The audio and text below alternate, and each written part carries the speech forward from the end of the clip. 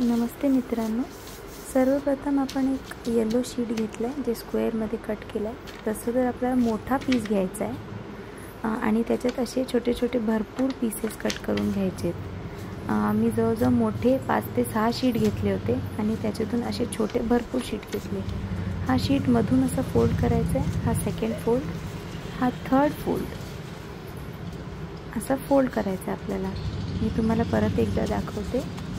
एक मोठा square piece घ्यायचा आहे, त्याला आधी एक सेंटर फोल्ड द्यायचा आहे, परत एक्झॅक्ट सेंटरला सेकंड फोल्ड आणि हा तुमचा थर्ड फोल्ड। हा 3 फोल्ड करून घ्यायचा आहे। हा वरचा साइड जो तुमचा ओपन आहे, आता आपण पेन्सिलने त्याचे पेटल्स ड्रॉ करणार आहे। सो हा फर्स्ट पेटल जिथून आपण पेपर आपला फोल्ड होतो, हा सेकंड आणि हा थर्ड फोल्ड। आपल्याला लक्षात ठेवायचं आता माझे पेटल्स तिन्ही वेगवेगळे साईजचे झाले, तर आपण सेम साईजचे घ्यायचे आहेत। हा जो छोटा मोठा झाला आहे तसं न करता इक्वल साईज शक्यतो ठेवा। आता हे आपण सीझरनी कट करून घेऊया। कट करताना लक्ष द्या की फुल लेंथ नाही कापायचा, आधी मधून स्टार्ट केला मी, जो पेन्सिलने आपण ड्रॉ केला आहे त्याच शेपने आपण कट करूया। हा पेटल फुल न कापता थोडासा आत, आता मी आत्तासाठी एवढंच घेते, पण आपल्याला अजून थोडासा डीप घ्यायचा आहे। सो आधी मी काय करते, सगळे पेटल्स कट करून घेते। आपण लक्ष द्यायचं की शेप जरा इकडे तिकडे झालं तरी चालतं, कारण ते नंतर एवढं काही लक्षात नाही येत। सो आपण हा कट करते पेटल फुल लेंथ न घेता थोडंसं कट करायचं। हा आपण अजून थोडा डीप घेऊया। हा शेवटचा पेटल देखील मी कट करून घेते।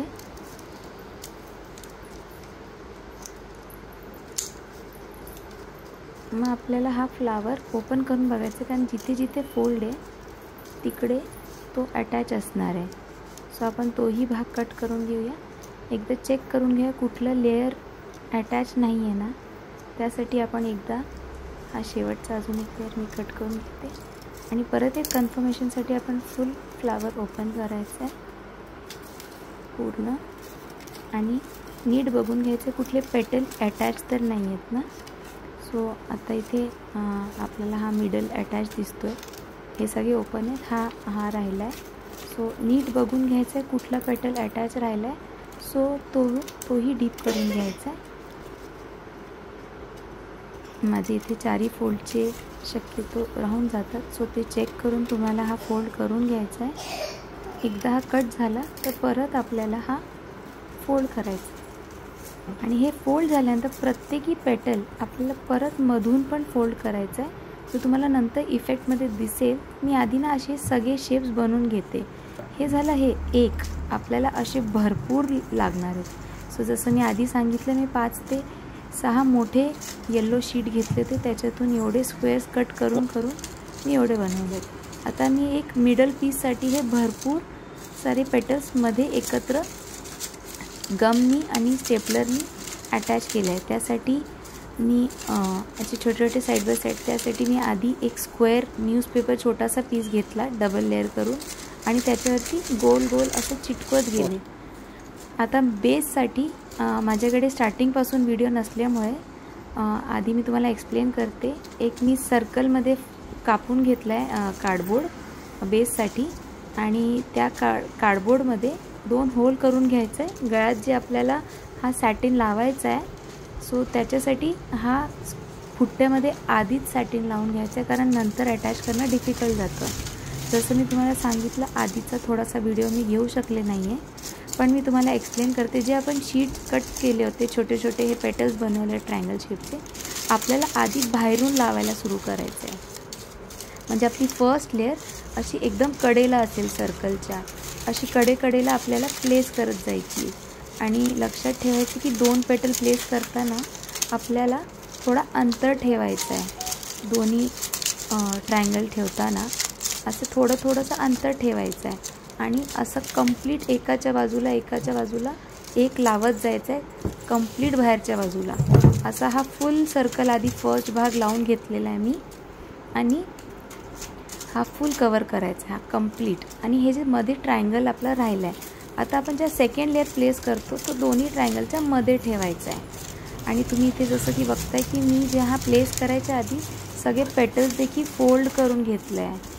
जे आता मी हा लावल्यानंतर, एवढा भाग लावल्यानंतर अजून थोडेसे तुम्हाला जेवढं शक्य तेवढं सेंटर पीस लावत जावा. तर मी एवढे प्लेस केलेत. मी परत एकदा तुम्हाला दाखवते की हा जो पेटल आहे मी हा मधून थोडेसे पेटल्स फोल्ड केलेत, तुम्ही बघू शकता ह्याच्यात. आणि सगळे पेटल्सला आतल्या बाजूलाच फोल्ड केलं आहे, आत बाहेर असं नाही करता. आतल्या साईडलाच पेटल्सला बारीक प्रत्येकी पेटलला फोल्ड करायचं आहे.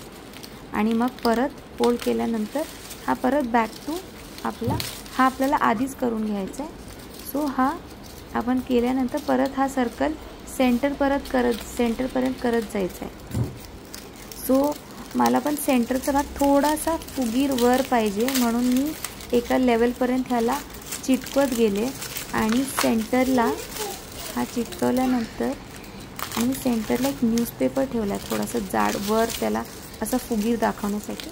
एक 2 पेपर मी घेतला आहे, फोल्ड केला आणि ठेवला आहे. आणि आधी जो आता आपण एक पीस बनवला होता सेंटर पीस, तो आपण सेंटरला ठेवून द्यायचा आहे किंवा म्हणजे चिटकवून द्यायचं बेसिकली. सो म्हणजे आपल्याला जास्त त्रास नाही होणार. जसं की एरिया छोटा होत जातो सो डिफिकल्ट जातो. तुम्ही जसं लेअरिंग वाईज पण करू शकता, पण ह्याच्याने थोडासा इफेक्ट मी दिला की तो जरा फुगीर दिसण्यासाठी मी थोडा इफेक्ट दिला. सो ह्याच्यात पण मी जसं गरज पडेल एक्स्ट्रा ॲड करत गेले की मला मध्ये जरासा रिकामा वाटत होता. सो मी हा इथला भाग चिटकवत गेले. परत हा जिथे चिटकत नसेल तुम्ही तिथे थोडं स्टेपलरच्या मदतीने, सो तो मध्ये स्टेपल करणं शक्य नव्हतं म्हणून मी आधीच तो सेपरेट पीस बनवून घेतला होता.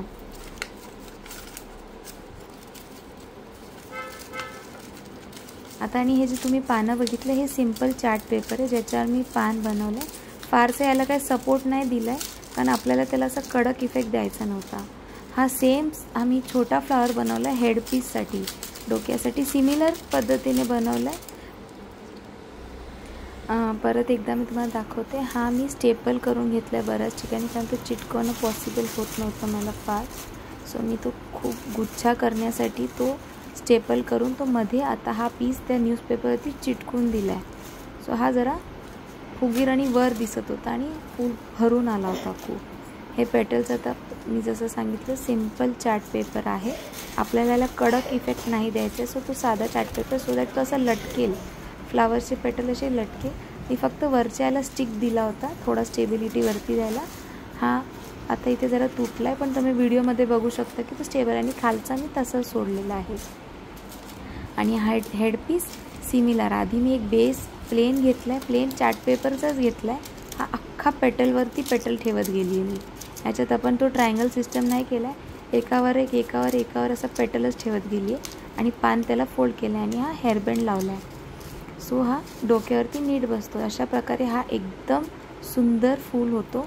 नक्कीच तुम्हाला याला फर्स्ट प्राइज मिळेल. Hello everyone. Hello everyone. My name is Sonatita Ramane. I'm a 3 years old. I'm a girl.